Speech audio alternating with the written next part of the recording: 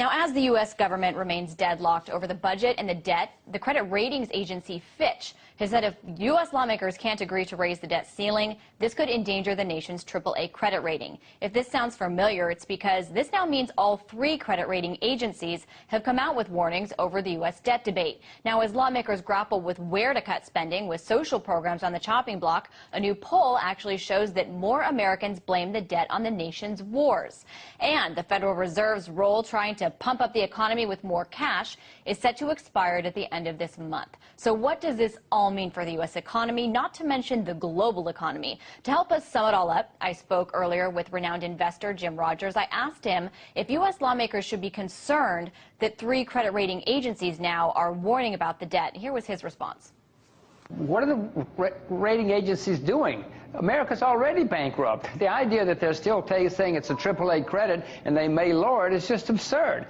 These rating agencies have been wrong about nearly everything for the past 10 or 15 years. Don't pay any attention to them. The U.S. is in terrible trouble. Congressmen should be worried about that, not what the rating agencies are saying. So what should U.S. Congress do about the debt ceiling? Should they raise it, or should they just not worry too much about defaulting?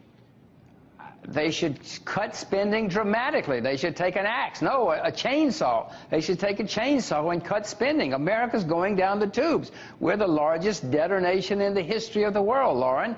This is a very serious thing that's going on around us, and we're just watching ourselves sink into the sea. Now, one thing I want to ask, you say cut spending, and this is something we see lawmakers going back and forth about where to cut, and we see Medicare being on the chopping block. This poll that I just saw, that I think is pretty interesting, shows that 60% of Americans blame the national debt on the wars that the United States is in Iraq and Afghanistan, and not as much on domestic spending and on tax cuts. I want to know what you think needs to be cut. Do you think that the U.S. needs to take the axe to defense spending big time? Of course we do.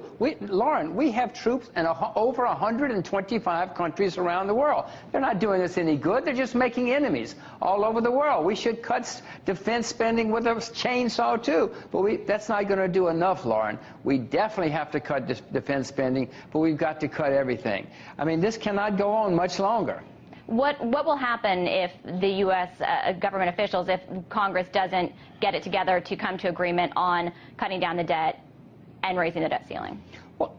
Well, sooner or later, and probably sooner, within the next couple of years, you're going to see people just stop buying U.S. government bonds. They're going to stop lending money to the United States. You're going to see interest rates go a lot higher. You're going to see turmoil in the currency markets. You're going to see turmoil in all financial markets, and therefore in all real markets.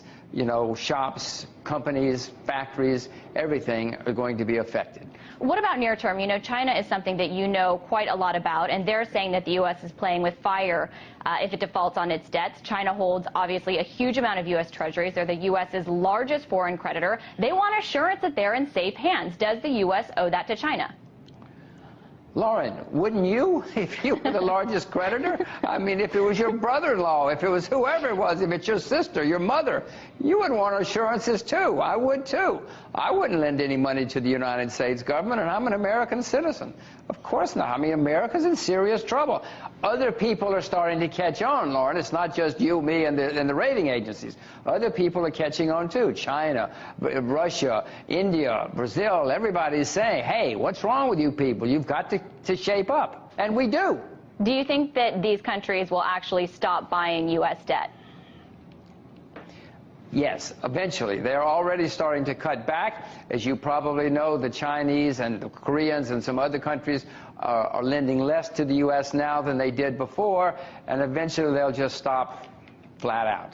Now, one of the things that is a real issue and a sticking point also between countries like China and the United States has been the U.S.'s policy, the Federal Reserve's policy, I should really say, of quantitative easing. They had the second round of bond buybacks, which is now scheduled to end at the end of this month.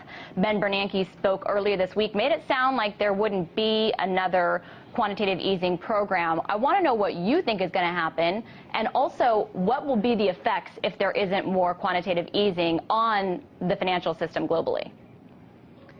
Lauren, yes, they will stop QE2 because they've said it so many times they have to. But then when things start getting worse again, you're going to see them come back with QE3. They may not call it that. They may disguise it. They may call it cupcakes. Who knows what they'll call it? But it's coming back. So keep your eyes out for cupcakes. That was renowned investor Jim Rogers.